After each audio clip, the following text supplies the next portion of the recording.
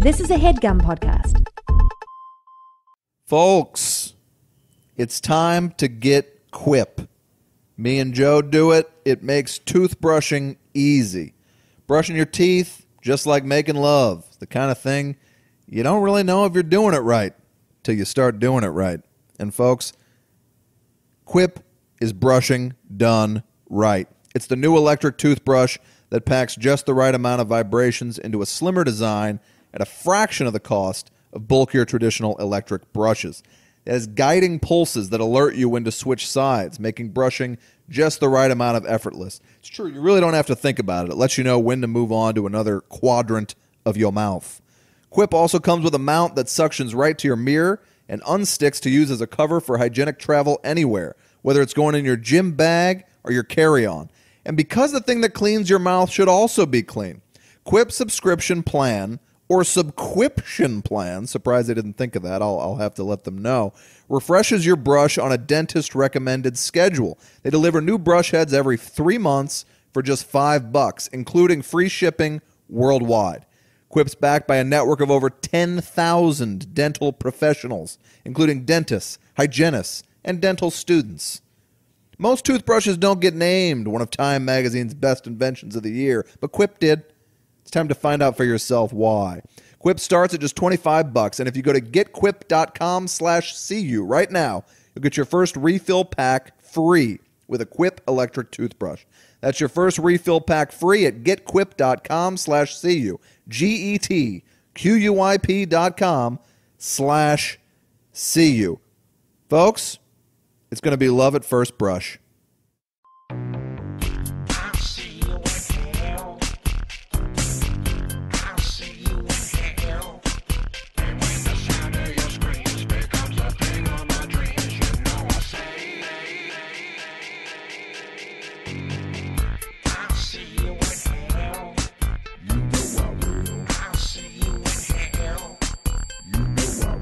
Hey, folks, welcome to We'll See You in Hell, your favorite horror movie, sci-fi, and fantasy film podcast. My name is Joe DeRosa. I'm sitting here with the illustrious Patrick Walsh. Oh, thank you. You're welcome. Illustrious, I guess, is like a man about town? I don't know what it means. I always thought it was a term for a nicely decorated apartment, but then I heard it used for a human being. Yeah, it's like this, like an illustrious evening. Maybe I'll look it up. We're going to do like a word of the day calendar now. The podcast is just going to be teaching you new words. And folks, we apologize in advance if there's any sound quality issues. We got a new recording device, and we're kind of just figuring it out. And I think I did it right. But, you know, if it gets a little distorted at times or whatever, it's only because we're just still working through these level issues. We recorded about 40 minutes the other day, lost to the world. Yeah, just gone. Boy, it was good, too. You'll never know. Sorry. Yeah. Illustrious, you were right to call me illustrious. It means well-known, respected, and admired for past achievements. Oh, okay. Like an illustrious career would be the right way to use it. Okay, so it doesn't mean a nice apartment. No, it doesn't. Now, well, I'll be hog-tied. Now, Joe, I feel I need to remind people from time to time that that's you performing and wrote our theme song. Mm-hmm. But I've been seeing questions lately. It says, I'll see you in hell, but our podcast is We'll See You in Hell. Was this recorded before I was added to the mix? Take us behind the scenes, behind the music. No, it was recorded after you were added to the mix, but originally the show was just going to be me, and it was going to be called I'll See You in Hell. Okay. And then a friend of mine pointed out that only a raving lunatic would be able to talk for 90 minutes during a film by himself. You'd be like an Alex Jones. Yeah. It's too much. So then I asked my dear friend Pat, movie lover, illustrious man about town. Yeah. To be a part of it, he said yes, but I still thought the theme song, so we changed the title of the pod to We'll See You in Hell, but lyrically, I still thought the song worked better. Yes. I'll See You in Hell. And it was also a little wink. I like to give little winks to like my favorite bands, and like bands I love will do that. You know, the title of the song, one word will be different in the chorus from the actual title. Sure. I like those little. Can you give me one example?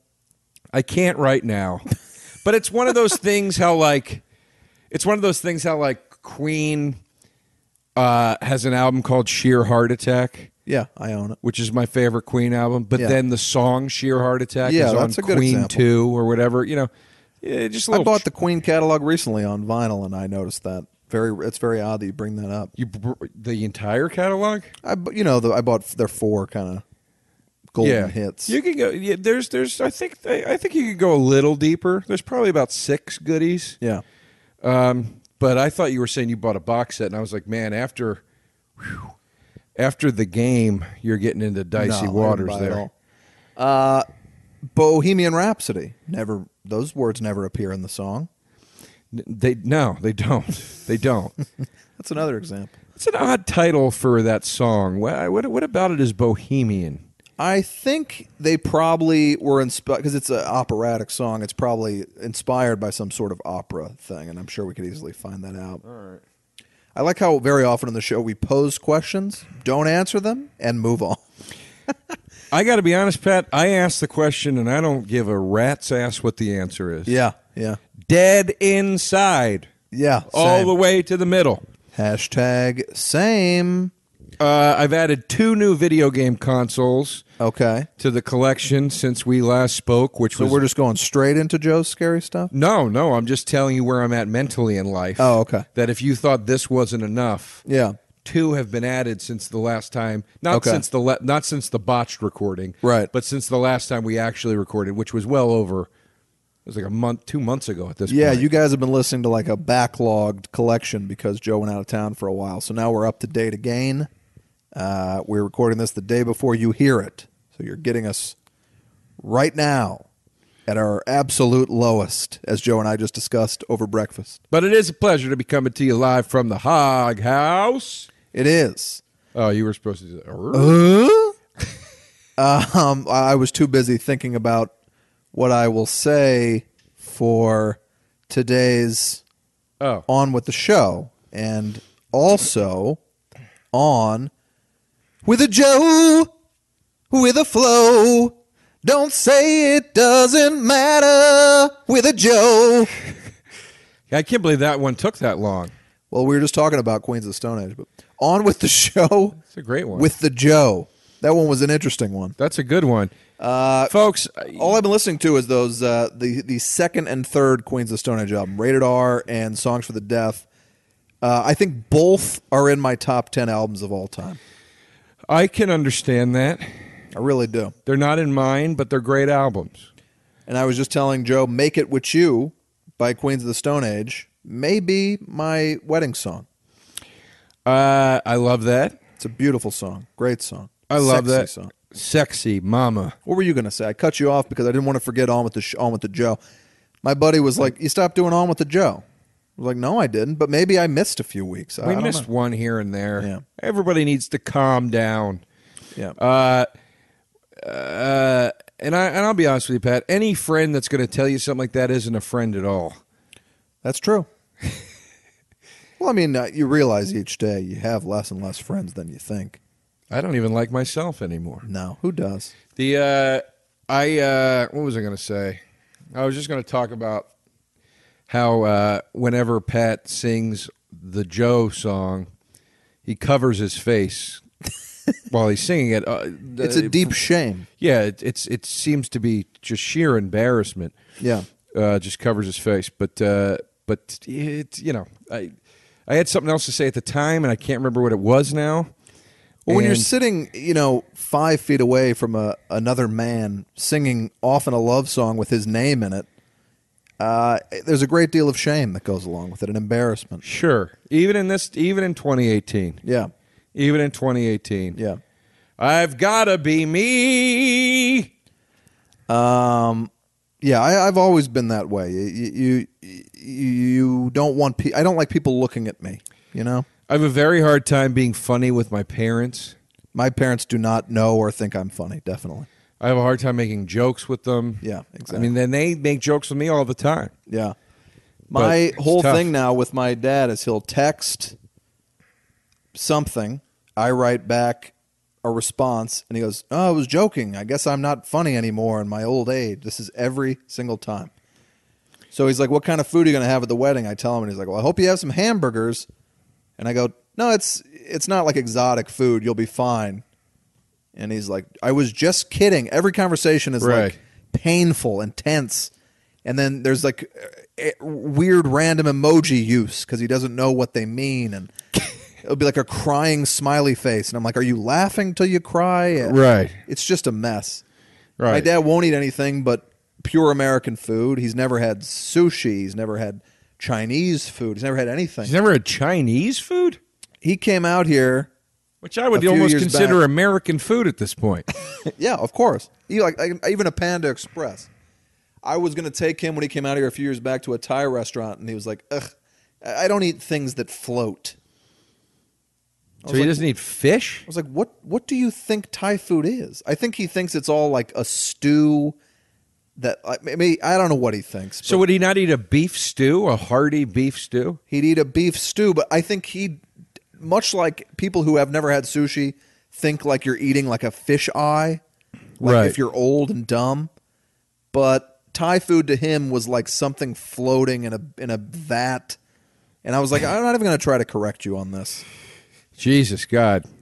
That's intense. Adults get so fucking close-minded, and I really hope I don't go that route. But it's just like, Well, you to be fair, Pat, when we were in the diner this morning during breakfast, you were complaining that they were letting Asians in. not true. Not true. Of course it's not true. Specifically Filipinos. Yeah, it's like I asked my dad, like, he said, "I'm watching the Grammys tonight," and I was like, "Oh, you enjoying it?" And he's like, "I had to turn it off because of the rap," which is, there's some race qualities there too.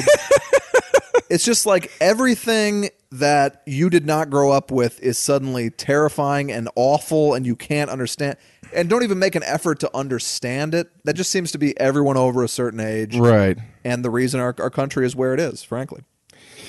Yeah, we've been asking for this for a long time. And Yeah. here I we saw are. it today.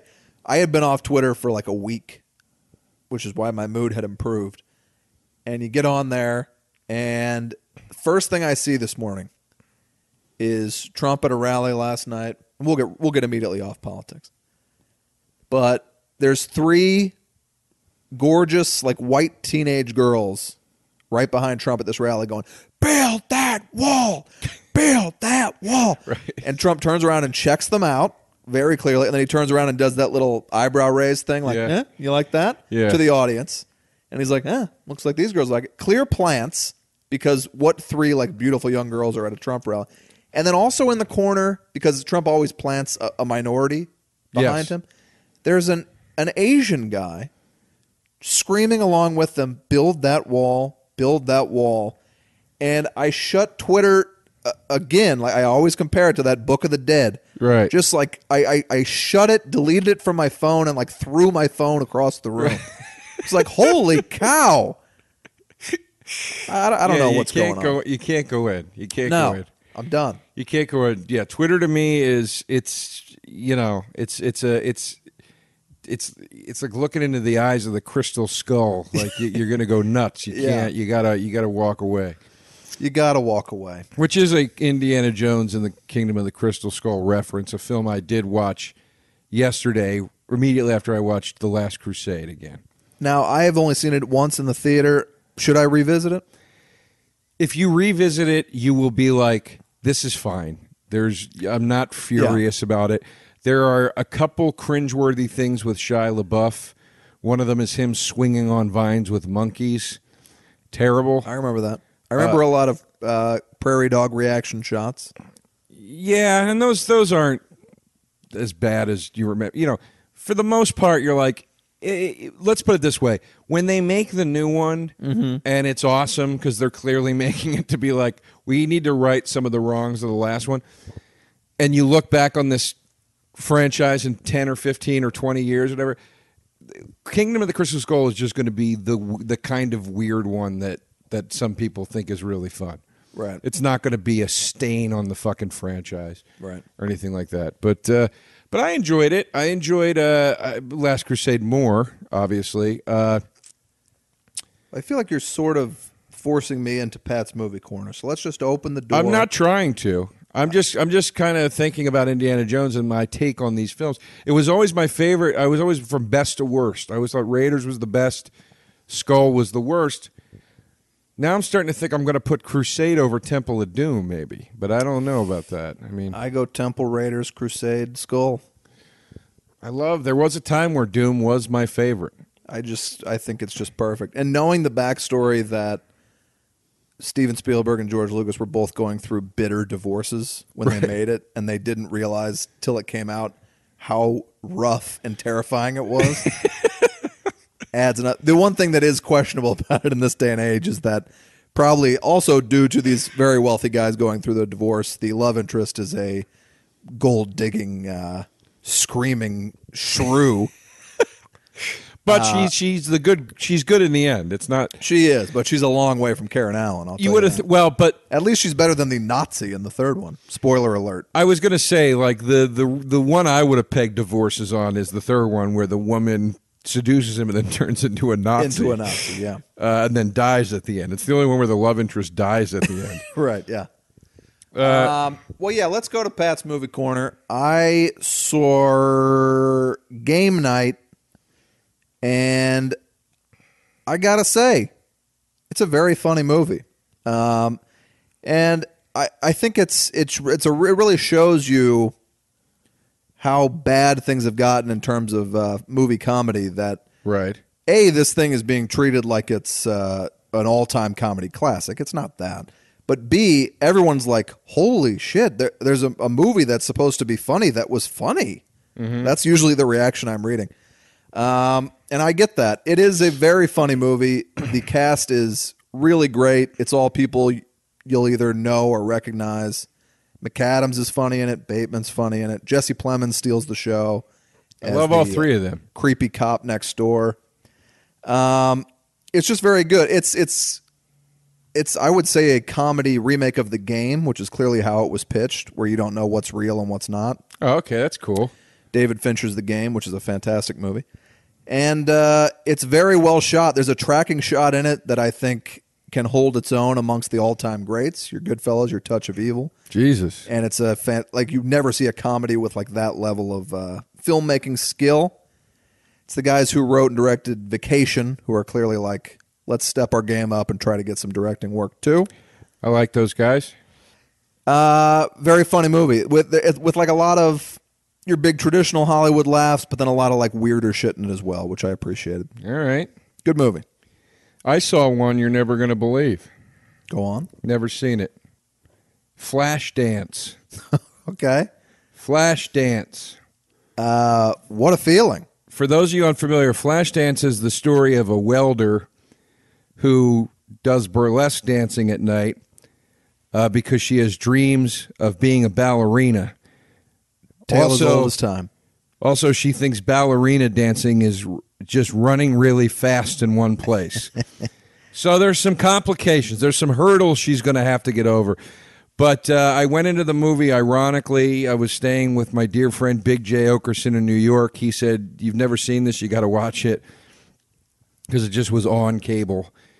And, by the end of it, I had chills. I was tearing up when she gives her big performance in front of the board, and she does it her way. And the board includes Sam Kinison, am I correct? Yes, it is very similar to the Back to School yeah, we were talking about climactic scene. All those movies in the 80s ended with going in front of the board. Yeah. And there's no board anywhere. I've never come across a board. No. Old School brought that back. They're in front of the fraternity board having to do a bunch of physical challenges. It's amazing. It is extremely funny. I know a lot of people who are like, it kind of falls apart at the end. No, it doesn't. You idiot. It's a comedy. And Old School grabs the joke, too, that now nobody can do ever again. And it's a lazy way out, but it works. It works so well. They did it right. But when they go, what's the funniest version of the intellectual debate? We got to put the Will Ferrell character up against an actual smart guy. Yeah. And they're like, well, how do you get him out of this? And it's like, he spews out this Yeah. very insightful tirade and then collapses on the ground. Yeah. Like, what a lazy way to get out of a problem, but it works perfectly. And Everything that's- about the climax of Old School is lazy, but to me that adds to all the funniness of it because I think they are winking to the 80s, I love it. and it's just great stuff. And don't forget the best line in the movie. I see blue. He looks glorious. When I saw the movie, I was excited, but like, oh, we'll see what this is. And in the opening scene, the cab driver, Luke Wilson's in the back, and he's like, "Hey, there's no seatbelt back here." And the cab driver looks in the rearview mirror, and he goes, "You're in the back seat. Quit being such a F." It's like the first actual line of the movie. And the theater was like, whoa, like explode. Because even then, that word was well out. But my Lord, I love that movie. But I mean, you're not laughing at gay people. You're laughing at the man that's how he breaks down the world. Yeah. Like Yeah. you're like, this guy is ridiculous. Dana Gould's got a really funny joke where he talks about being at his dad's house in like November, and he's like, "See, Dad, this is where I live in L.A. Middle November, it's 75 degrees out there." And his dad goes, "Bunch of queers," right? And his wife goes, "You can't." And he goes, "So my wife then says to me, you can't let him say that. You have to." And he goes, "What do you want me to say? There is no argument to be had. Yeah. The man thinks gay people emit heat." Yeah, So my point is the laugh is in the ignorance, not in the. that's true. That's true. But anyway, wait, is it your turn? No, I had. Oh yes, because you had Flashdance. I saw. Well, we could do that one on the show, so I'll leave it. I watched Christine, not the horror movie, but the film with Rebecca Hall from last year. It's streaming on Netflix. I thought just a fantastic movie, particularly in terms of its acting. And it is about a woman who is very depressed, played by Rebecca Hall. How she didn't get nominated for anything is a travesty. But she's trying to stay positive, as we all are, in a horrible, horrible world. This is in the 70s. And she's a news reporter. She wants to do human interest stories. Right. Like she sees a young couple in love, and she's like, "I want to do a story about love," or whatever. And they keep telling her, "No, if it bleeds, it leads." The violent news stories are Which what's is what selling we say right on now. this podcast. That's right. Yeah. They only want to do violent news stories, and they keep forcing her to do it to kind of keep her job. And eventually, she goes further and further insane and deeper into depression. And if you know the true story, it obviously has a horrific ending, and they show you that ending. But I mean, I'm hesitant to call it a spoiler alert. It's a very depressing true story. But I highly recommend it, and I thought it was extremely timely in terms of the news now and how bad it has gotten. And the other one I watched this week that was on the same theme was I went to a screening of Broadcast News Oh, yes. at the Writers Guild, Oh, followed yes. by a discussion between James L. Brooks, the writer-director, and Cameron Crowe, my old boss from Roadies. Cameron Crowe was in the Heezy. You'll remember I portrayed Ben Frywater on Roadies. Who could forget, Pat? Just received a $3.40 check for it Who could yesterday. forget? Now you were nominated for that, if I'm not mistaken. I I was- remember the campaign on Instagram. Yeah. I was up for the Three Liney Award. So me and everybody else with 3 lines or less. Didn't win, but we'll get them next time. I didn't campaign hard enough, probably, is what it is. Anywho, Broadcast News, if you haven't seen it, it's a top 25 movie for me. It is maybe the best romantic comedy ever made. It is one of the best written movies of all time. Breakout performance by Joan Cusack. That's kind Joan of the- Cusack that's when the- she runs into the water fountain is Yeah. fucking some amazing physical comedy. Albert Brooks destroys. It's about a type of relationship you never see in these movies. It's all very like painful, very real. And that movie, Holly Hunter's Line in the Sand, with William Hurt, who's like the douchebag, handsome reporter that she's falling for, is he inserts a shot of himself crying into an interview with a rape victim that he conjures up the tears for. And when she learns that he doctored his story this way, she's done with him. Yeah. She's getting ready to go to Hawaii with him and like start a life with him. And she breaks it off because of this. Yeah. And to see somebody take that kind of a moral stand in a movie or in the world of news or anything else, you know, it is 30 years old, but it felt like you were watching like a Katharine Hepburn movie or something.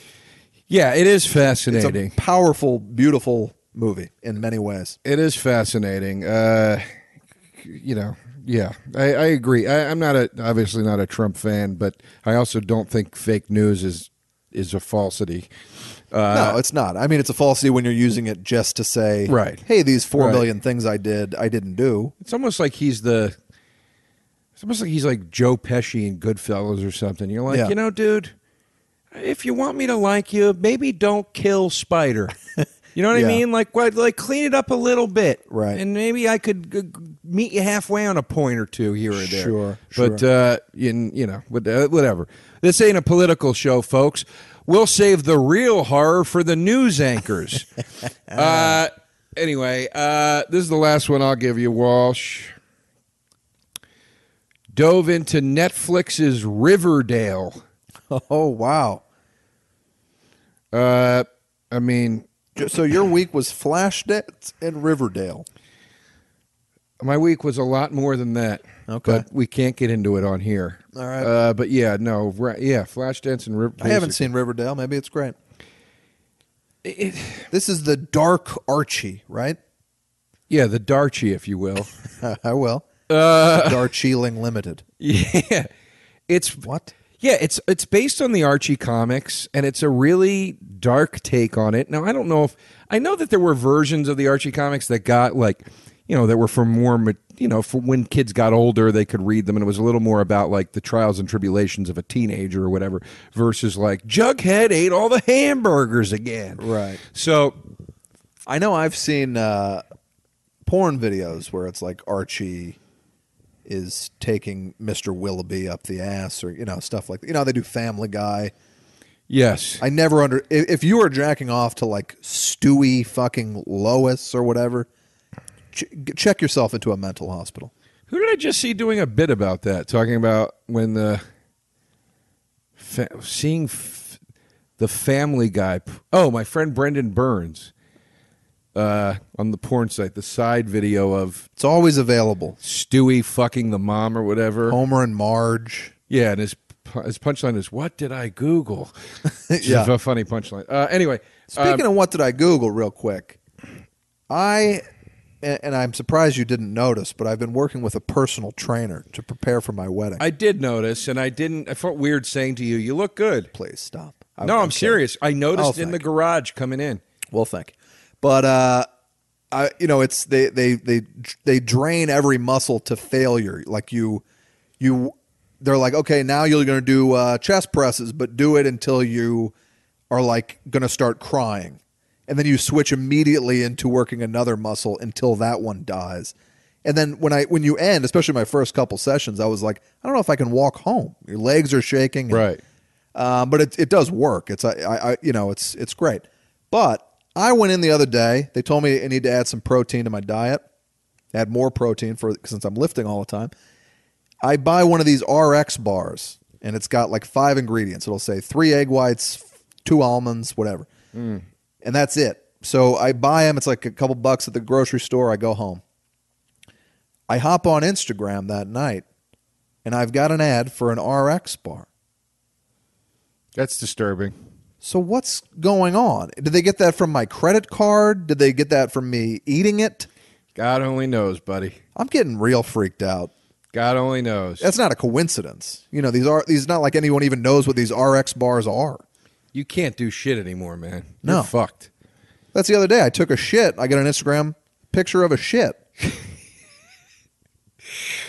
Well, in any case. Go on. Sorry. Riverdale. Speaking of which, this is now, I understand there are some older versions of the Archie comics, but this thing opens up with a brother and sister supposedly joint suicide thing that turns into clearly the sister has murdered the brother. Okay. And the brother and sister also are clearly fucking. Okay. They don't come out and say it, but they're clearly fucking. You got Archie banging after his freshman year, banging a teacher Are over they the trying summer. to get you to believe that they're fucking, or are you just kind of making that insinuation? They're holding hands and acting in a very odd way. Okay. And given the darkness and the heaviness of the rest of the show, I'd be shocked if they weren't trying to insinuate that. Okay. It probably, the original script probably had them fucking, and the network made them change it. It's really, really dark stuff. You got Archie, as I said, fucking his teacher when he's like a freshman. Okay. And by the way, not in a what to do kind of way. In a Archie, I let my passions overcome me, and we can't do that again. They're not perpetuating any or promoting a lesson of like, adults shouldn't fuck kids. Right. It's more just like, well, this kid's in a pickle of a situation. Yeah. And the only reason he's in a pickle of a situation is because she's the music teacher and he wants to learn music from her. Okay. So he's going to her saying, like, can you just teach me? And she's like, I can't, because she's clearly saying she can't control herself. Right. Wow. Now, here's what's crazy. Archie Comics. They're making adaptations of comic book movies all the time. Why the fuck are grown adults complaining that like new Batman movies are too dark? Joe. And why are Easy. why is every comic book movie now a slapstick harebrained comedy? And then I'm watching the Archie adaptation and it's dealing with the weighty issues. Yeah. Why is that the world we're living in right now? Nothing makes sense. Well, I don't understand.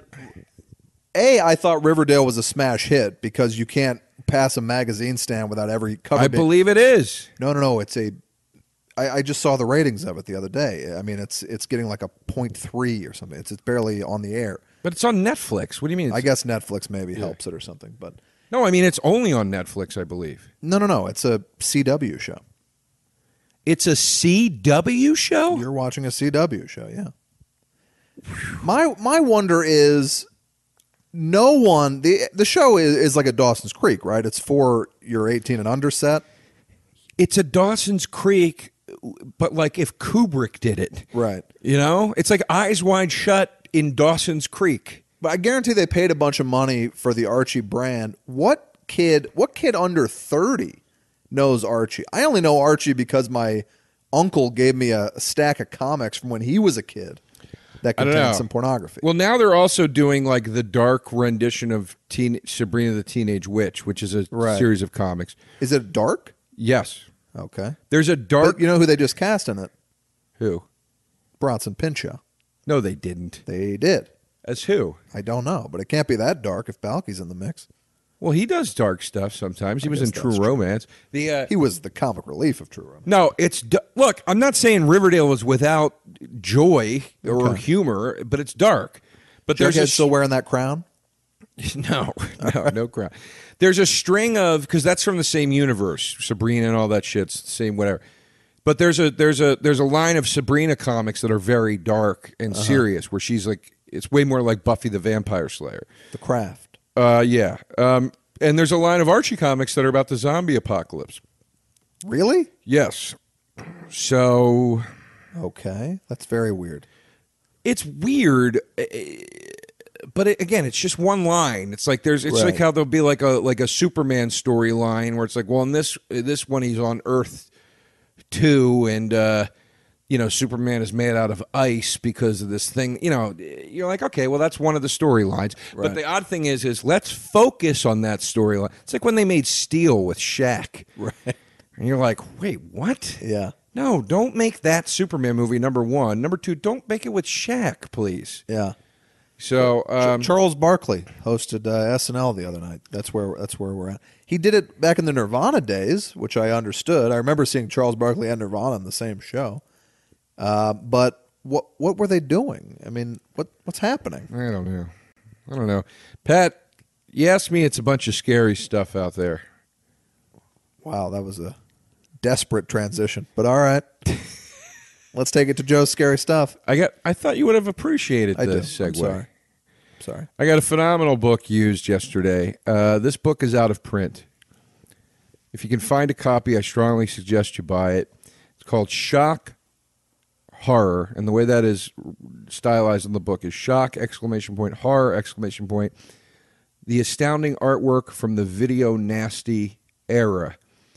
It is a really, really great text. It's basically a reference book. It's a hardcover reference book that's beautifully done, and it is wall-to-wall VHS cover art from what was called the video nasty era in England, which was early 80s VHS market, which was quite saturated because there were very few laws regulating any of it.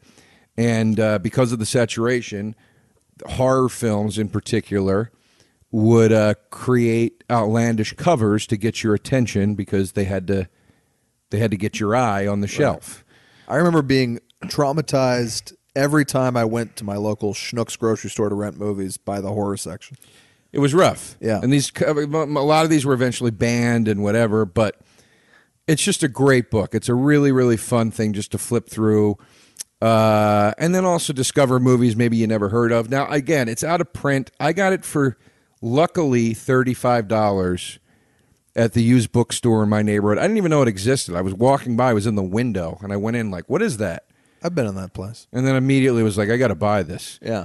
But I looked online to do some price comparisons to make sure I was paying a fair price, and I didn't see it cheaper than $55 online, used. But if you've got the cash and this is your kind of thing and you don't care about spending $55, I strongly suggest you get it. I really, really like the book. It's very, very fun. And there's a great intro, a 2-page introduction that tells you that basically what was going on in this, quote, video nasty era, unquote. Forgot to mute the TV again. That is a HeadGum podcast. We like to remind people because HeadGum's been so very supportive of us. Anyway, that's Joe's scary stuff. Go get that book if you can, or maybe your local library has it and you can just take a copy out. I think the reason it's so expensive and hard to find is because I think it was only printed in England mainly. Okay. And a couple copies made their way over here. But its copyright is 2005. So it's kind of old at this point, but not terribly. All right. And as usual, I don't have anything for this. Well, that's fine. I'm sorry. That's fine. Let's get to the movie at hand, Joe, which we didn't even mention what we're doing today, but... Die Hard. No, I wish. Die Hard with a Vengeance. No, I wish. That was when Bruce Willis remembered that he was in a movie when acting. We're going to differ on this one, but let's get into it. I don't know that we're going to differ all that much, but Joe and I last week together went to the theater, saw a little picture called Death Wish. The remake. I'm always reminded of the Simpsons bit where they're watching Death Wish 12, and it's an elderly Charles Bronson, and he goes, I wish I was dead. Great joke. Death Wish was certainly the worst timing for a movie's release I've ever seen. We are being rocked daily by school shootings. Right. And this movie, and I know Eli Roth is trying to get out there and paint it like it's anti-gun. Right. This movie is heavily pro-gun, pro-defending yourself, defending your family. So, now, just first of all, if you don't know what Death Wish is... Yeah. You've seen the original, Jeff? Of course. Yeah. And apparently the original, nor this one, capture the commentary of the book, which is what is the true price to pay for vigilantism? Like, is Right. this something that will make you feel better, or is this truly even worse? Yeah. They kind of brush over that in both versions of the book, but not particularly. But No, you're clearly supposed to be rooting for Bruce Willis here. Yes, I agree. But so it's about a man whose wife and daughter suffer a home invasion. His wife dies. His daughter is in a coma after a severe attack. His wife, played by Elizabeth Shue, who looks as she did in Adventures in Babysitting. I was gonna 30 say, years later. Baby, I hate to see you leave this movie I know. because you still got it. And then I'll just hesitantly say, I hope the daughter is 18 because Hachimachi, even in the coma. But what they didn't do, and what I appreciated, because we saw like a noon screening of this thing, and I'm like, please don't tell me I got to watch this girl and Elizabeth Shue get raped, because that's what happens in Death Wish, the original movie. I don't know about the book. Yeah. Well, apparently, apparently they are raped in the book, but apparently they don't depict the scene in the book. Okay. But in the movie, in the There's original an attempt. movie, They're getting there. It's very similar to Cape Fear, where it's like, is this going to happen? And they fight. It's actually the exact same thing. I didn't even think about that. Yeah. In Cape Fear, he's about to fuck Juliette Lewis. The mom's like, please take me instead, and then winds up throwing hot water in the assailant's face. That's the exact same scene as Cape Fear. yeah. So in the original Death Wish, none of that happens. Right. In the movie, I mean, and they do show the rape scene, and it is disturbing. Yeah, very. And it's also led by a group of vigilantes or gang members led by Jeff Goldblum. Right, that's which adds a whole other creepiness factor to it. I'm going to assault you. He's got a real creepy line where after they finish, he goes, he goes to his friend, "Come on, man, got business," and then they leave. But you know, look, the first one plays much more like a Taxi Driver, like a very sort of bleak, grimy, gritty, hopeless 70s crime thriller kind of thing. You a fan of the orig? Yeah, I am as well. I think the original is an impressive piece of cinema. I think it's a very interesting commentary of the times. I know it suffered a lot of the same backlash that this one's suffering from. Yeah. I thought this movie was. I thought this was a much more balanced. This remake with Bruce Willis, much more balanced commentary than people are giving it credit for. I don't think it was saying "yay guns, yay guns, yay guns." I think it was saying we do live in a culture where the wrong people can get guns very easily, either legally or illegally. Because that's always been my argument. Look, I'm all for gun control. I'm not for gun banning. I want to keep some of these guns. I'm for gun banning. I want to keep some of them because people can get them it doesn't matter. I don't own one, but I get it. Don't sell machine guns at the fucking Walmart. That's fine. There was a satirical element to that scene where he goes to the gun shop and the hot girl's like giving him a tour as if he's at the weed store or something. Well, also, too, the gun he gets illegally is a pistol. Right. That's it. There's going to be spoilers here, guys. Sorry. It's Death Wish. You know what it is. So, but the gun he uses at the end to legally kill, the only legal kill he does is in the end because the guy's in his house. Right. All the other ones are on the street. So again, it's just an interesting commentary. When he kills illegally on the street, he's using an illegal gun. When he kills legally in his house, he's using a legal semi-automatic rifle. Right. So I think they threw a lot of that into the story, not saying, isn't it great that he's got a semi-automatic rifle and he blew away the bad guy?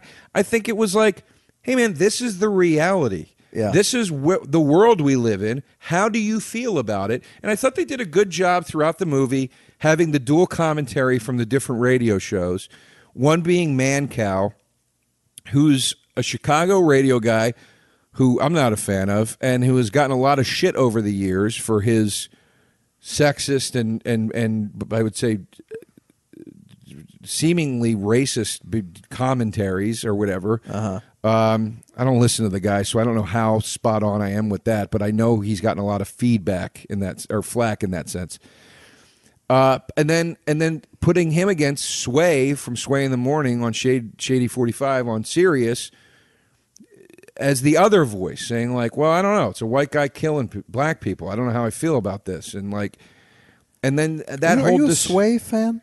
I like Sway. Yeah, I mean, I don't know Mancow at all. Sway was always on MTV. Yeah. Back in the day. I mean, I don't get that guy as a. He's certainly not funny. he's just a good radio guy. I was stunned that he was still working in radio when I saw him in this movie. Yeah, he's the morning guy on Shade 45. all right. He's like a Charlie Rose type almost, Okay, where it's all right. like he's very. I guess I'm used to a funny radio host. I don't know. He's very like learned, and it's very like he has rappers come in, and he's like he talks to them about like their significance and the history and what they did. All right, well, more power, Sway. So, and I love Heather B too, who was on The Real World and used to be in Boogie Down Productions, and she's in there because she's co-host on Sway's show, and she's throwing her 2 cents in. I thought they did a much. If you read the average review of this movie, it just says this is all dad hero bullshit. This is all, gun violence is great, and I just don't think that that's a very fair assessment of it. I think it's a very honest depiction of here's a thing that happens. Here's a way conceivably you could react to it. And if you did react in this way, here's what that would entail. Right. The last thing I've ever seen Eli Roth as, who directed this, Yeah. is some kind of fucking big wheeling, right wing conservative. I don't Right. think that that's Eli Roth's MO. No, I don't either. So I don't know. I'll tell you this too, everybody. We're having the diversity discussion in Hollywood these days almost every minute. It's one of the most diverse movies I've ever seen. And I don't mean because, Bruce Willis is going around killing guys that aren't white. No, I mean like every area in this movie, the doctors, the cops, the lay people, everybody. It was diverse. It was white people and black people and Hispanic people. It was a very, very diverse cast. And I think that's an important thing to point out as Frances McDormand is scolding everybody to use inclusion clauses or riders in their movie contracts when I've never seen her act opposite a black person in my life. That's true. I watched Fargo last night. There is one black person in it, and he gets thrown against the wall by a Native American guy. Yeah, and she's up there for 3 billboards. I didn't see 3 billboards. A movie widely called racist, which I mean, whether yeah, and I mean, not, it's just it's just like give me a fucking break, man. If we're gonna have honest criticisms of things, you have to give credit where credit is due. You have to. You can't just say this movie is trash because there's guns in it. That's not fair. Give it the credit it deserves. All that's discussed now in reviews in terms of like, representation is the first word of the review, and people are like, I hated A Wrinkle in Time. I thought everything about it was terrible. It's shot bad. The story's bad. The acting's bad. But it's diverse, so I loved it at the end. And you're like, well, wait a minute. And it is a two-way street. They're not going to give that to a movie like Death Wish. It's very hypocritical and gross. And I agree. It was a very diverse movie. My issues with the movie, I was entertained throughout. I don't recall looking at my phone for the time or anything. My biggest issue was with Bruce Willis, who has completely given up. And I have heard the first time I noticed this kind of performance from him was maybe Cop Out, Kevin Smith's movie. And Kevin Smith, hope you're all right, sir. Oh, yes, Kevin Smith. I've never met you, but no, I did meet him one time, and he was very nice. Well, but I mean, you're a big Tusk fan. I'm sure he'd love you. Shouts out to Kevin Smith. I think he's recovering nicely from his heart attack. He is. And, maybe get healthy, You've been wearing giant jean shorts and hockey jerseys for 40 years. Well, apparently, I think he was, like, doing the right thing. I think this was... Yeah, if you're that fat and do a previous. quick, huge, drastic weight loss, apparently that's the worst thing for your heart. So, yeah. But anyway, I remember after Cop Out came out, Kevin Smith being like, Bruce Willis is a fucking asshole. Like, you can't even get him to try. It's embarrassing. I'm sorry. Not that Cop Out would have been good otherwise, but Willis at some point was like, I got my money, but if you don't want to act anymore, retire, in my opinion. He is not trying. And I think he's embarrassed by maybe doing all these direct-to-DVD movies and stuff. But, man, I mean, he'll barely open his eyes to deliver a line in this thing. I don't totally agree. There were moments where I was like, is he into this or not? But then there were other moments where he had tears streaming down it. It was weird. Yeah. The heavy scenes, like where he had to sit by his daughter's bed and deal with like the fact that his daughter might also die. I thought he was bad in those, too. I thought he was good in those. He was crying. He's like, I got to sit by and let my daughter sit. I'm like, come on, man. Not those parts. I just mean like the moments of like quiet rage where... Right. So he had good moments in it, and then other moments where I was like, he does seem kind of like he doesn't care. But I also think he's a little out of touch at this point. You know, look, how long has he been playing that character? Yeah, that's true. You know, and it's like he was always the guy that was just like, yeah, like John McClane's always was a drunk and like was like, I can't be bothered with this, and now I got to save the world. Right. But yeah, I miss some of the old school charismatic Bruce Willis, like with the. It rarely happened. Well, I guess it did from time to time, but like a death becomes her Bruce Willis. Like he was a really good kind of character comedy actor in a weird way in a few things. Yeah. But those are the only times I can ever remember him really stretching out in any way. The best, in my opinion, the best Bruce Willis role of all time is Pulp Fiction. Sure. Yeah. It is everything you ever wanted Bruce Willis to be. Right. I put Die Hard as a very close second. Yeah. Another nod to Eli Roth. I like that he added like horror. His horror background came out in this. Yeah, a couple real gross out type scenes. Yeah, a couple real gross out scenes. And then also, too, he shot things suspensefully. Like the scene where the home invasion happens, he shoots it like The Strangers or something like that. So that added a whole new element to me, which was a nice surprise. I'll give you that. The few gross out moments. The one I kind of had issue with is when he's stapling his shoulder shut, and I'm like, you're a surgeon. He's putting super glue into an open wound to seal it. I was like, that's how you do it on the street. All right, he can't. No, I learned that from Better Call Saul. So I guess he can't go into the office and fix his shoulder because he'd get a lot of eyes. Yeah, no, he can't. But I learned that from Better Call Saul. Like on the show, whenever somebody gets shot, and they're crooks, so they can't, or criminals, so they can't go to the doctor, they super glue the wound. Okay, that's like a real thing. Right. So I was actually excited when he did that. I was like, well, you learned it from a TV show, though. Not from a doctor. Well, I think it's probably been researched a bit. I don't think they're just. Well, you can't make that assumption. But I also thought the super glue thing was cool too because when he put the brake fluid in the one guy's wound, that was real intense. Yeah, and he goes, "I'm putting a solvent or whatever in your." Yeah, he slices open his what's the sciatic nerve? What is it? Yeah, something like that. What is it though? I can't remember. The one at the back of your feet. Pouring brake Not the fluid. Achilles heel. It's in the back of the thigh. That's what I was searching for. I thought that was it. The Achilles heel is the heel. Yeah, but he was in the thigh. Okay. Pouring brake fluid into a open nerve at one point. I mean, there was some intense shit. But he says the most painful thing in the world is pouring this type of thing into an open wound. Right. And then 2 scenes later, he's got to put the super glue right. in his wound. And I think that was kind of saying like, oh, yeah, this is kind of like now he's got to do it to himself. Right. I love the bathroom sequence. Which? When he finally is going after the head dude. Oh, yeah. That invaded his house. And when he just walks in the bathroom and that guy's peeing at the urinal and he just goes, get out. Yeah, I got excited. That was crazy. That he's just opening fire in a because he heard a phone ring. He's opening fire into a closed stall. I was like, holy shit. It did feel like, especially, I don't know if you heard this, but so we saw it at the Glendale Americana. Yeah, and directly across the street is the Glendale Galleria. Yes, 2 malls directly across from each other, which makes no sense. Yes. Yesterday there was a shooter at the Glendale Galleria. He tried to rob a jewelry store at noon on a Saturday. In the mall. And a security guard opened fire in the Glendale Galleria yesterday at noon. Did they get the guy? We were across the street 3 days ago. Morgan Murphy, our friend, was there and like had to go, crouch in a back room and shit.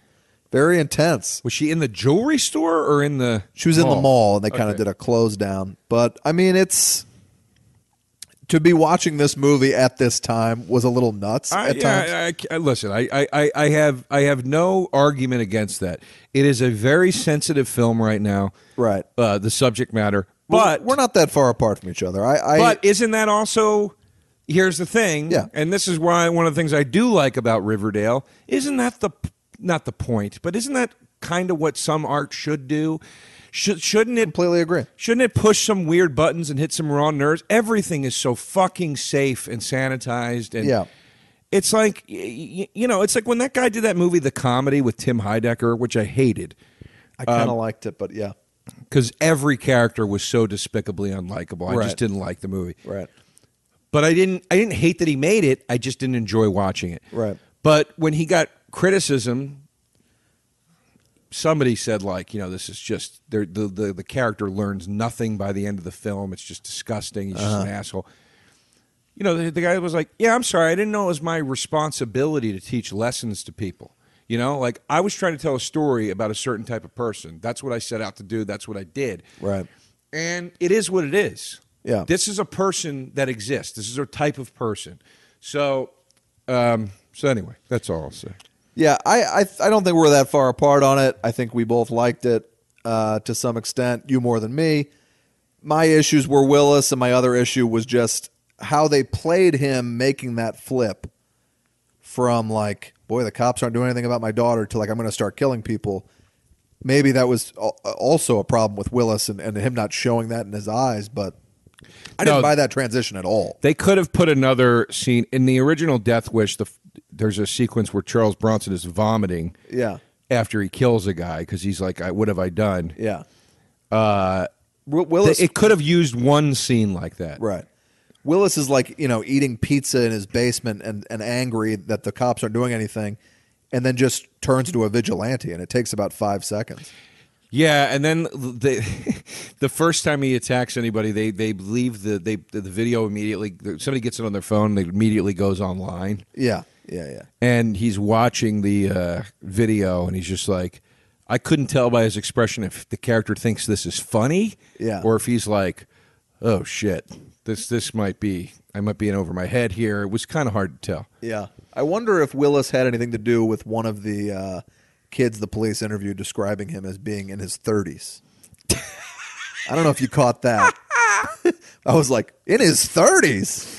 Well, that and the other scene I love. So Vincent D'Onofrio plays his brother. Always love a Vincent D'Onofrio. And they think, at one point, the cops think D'Onofrio is the vigilante. Yes. And they go find D'Onofrio to question him. Yeah. And they go, we don't know.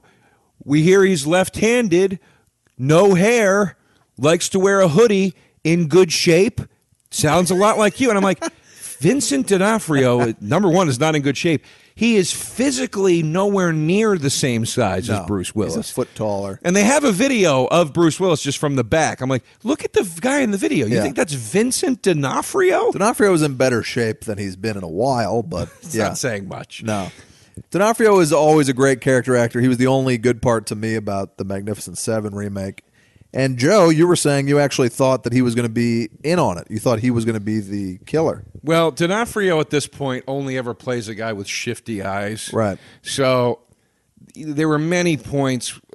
They play up, and I really do think it was just a red herring, and it was very well done. They play up the fact that Vincent D'Onofrio has been convicted of some sort of crime and is out of work. They never explain it, though. Right.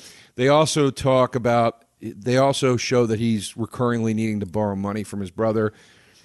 Well, yeah, and you were saying you And- thought that might have been a red herring, and I thought that might have been the original ending, and that people liked D'Onofrio too much to make that jump. Yeah, because they do. Well, I didn't think about it, but they were really setting him up to be the kidnapper. They specifically say he needs to borrow $2,000 from Bruce Willis. Right. Bruce Willis, when the house gets robbed and invaded, he says, he's got to tell the cops what they took, and he goes, $2,000 in cash. Yeah.